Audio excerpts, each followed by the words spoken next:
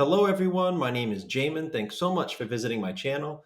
In this video, I have an Asus ROG Strix G614 model. I'm going to show you how to get inside and many of the various components you can access or upgrade once you're in.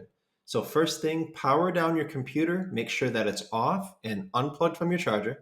We're then going to flip your computer over to access the bottom case screws. Now this computer has 11 screws near the red arrows that need to be removed. The bottom screw near the blue arrow is a captive screw that will not actually come out of the bottom case when you unscrew it. It actually lifts the bottom case up a little bit to help you start prying it off. After you have the screws removed, you take a small flat pry tool and you're going to start in that corner near the blue arrow and you're going to pry the seam of the bottom case up from the rest of the computer. Now don't put the pry tool too far in, you could damage some internal components. Keep it on the edge, go nice and slow but firm, and you'll be able to get that bottom case off. After you do, this is what you're looking at for the inside of your computer. Now as a general computer repair side note, whenever I'm working on a computer in my shop, it's sitting on an anti-static mat. Either that or an anti-static bracelet are great ideas to avoid damaging anything in your computer when you're working on it. If you would like any help with tools or supplies for your computer project, as well as any of the replacement and upgrade parts for this specific model computer, I will have a link above, also below in the description, and it will be a list of all the tools and supplies, as well as the replacement and upgrade parts for this computer. Now, before touching anything in a computer, it's always best to unplug your battery first. Computers are safer to work on when as little power as possible is running through them. Now this is your battery right here along the bottom of my screen. This is a 90 watt hour, 15.52 volt battery. The Asus part number is C41N2109. I will have all that information below in the description for your reference, but I will also include a replacement battery in that list I told you about with all of the tools and supplies and replacement parts for this computer. To access the battery plug, we have to access that small fan that sits directly above it. The fan is held in by the two screws near the red arrows and plugs into the motherboard near the blue arrow. Now, when unplugging that fan, be very careful. Fan wires are very fragile. If you pull them too hard or incorrectly, you could damage the wire. Sometimes you could pull it right out of the plug. So be very careful. Try to use your fingernails or a pry tool to wiggle that plug out of that port instead of just pulling on it. The battery is held down by the screws near the red arrows and plugs into the motherboard near the blue arrow. Now to get that plug up, there's a metal bar right next to the blue arrow. You have to slide that bar to the right and that releases the battery plug. After that, you can pop that battery plug directly up and off of the motherboard to unplug it. One thing to mention about this operation, if you are here because your computer is not turning on, it could be a bad battery. You may have to replace it. But keep in mind that most laptops should still turn on and work with a bad battery as long as the charger is plugged in and working. So if your computer is not turning on, there could be something else wrong other than just a bad battery. If you would like help troubleshooting your issue, I will have a video tutorial link above, also below in the description, and that will be the full troubleshooting process I use in my shop to find out why a laptop's not turning on and how to fix it.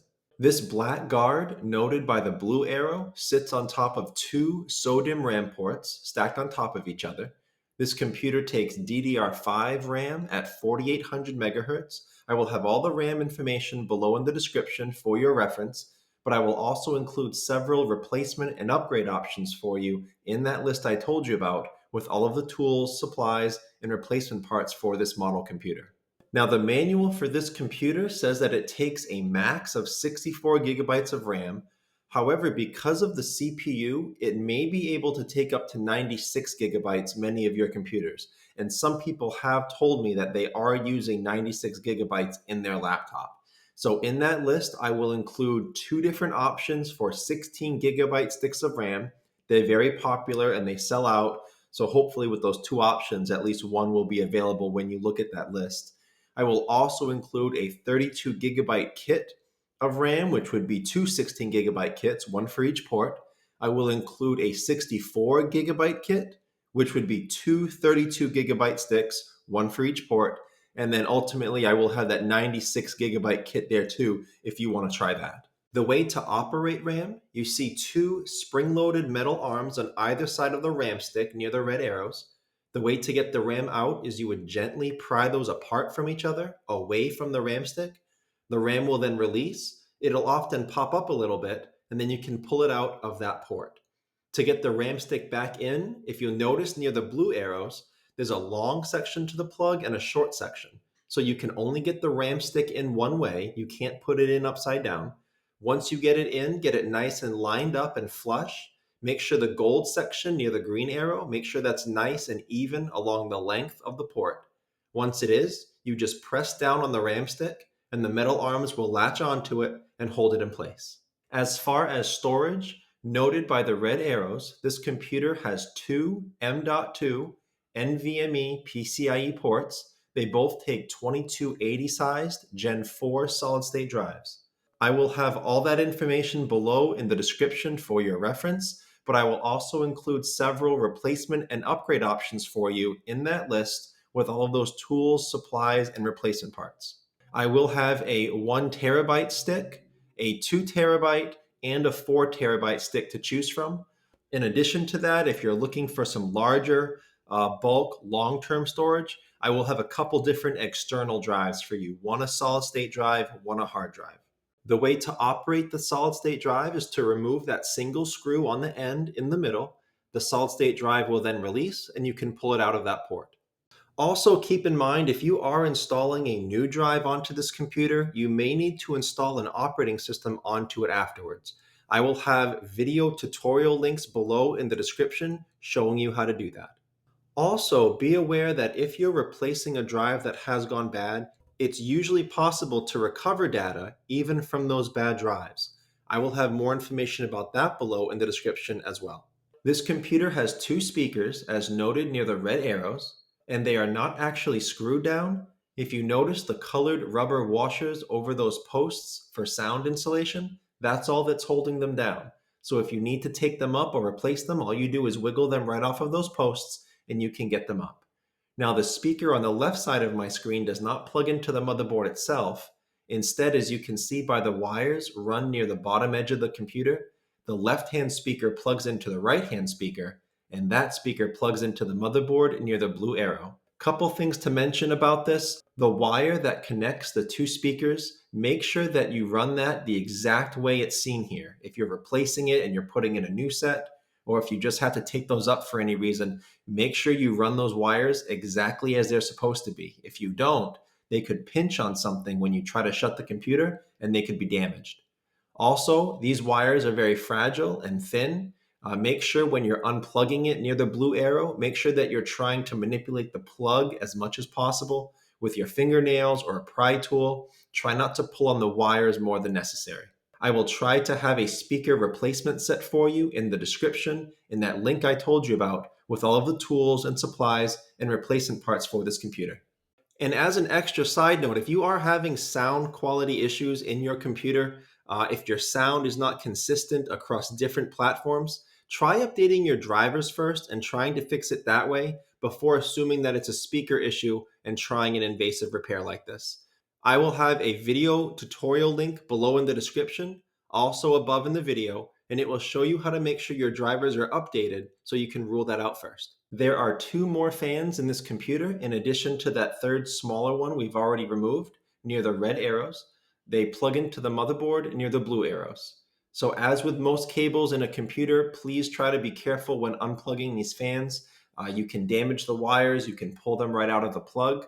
Just try to use your fingernails or a pry tool to manipulate that plug, wiggle it out of that port without pulling on the wires more than you have to. If you're here to replace your fans or if you're here to simply clean them out, you'll be able to get them up without taking up the rest of your heatsink.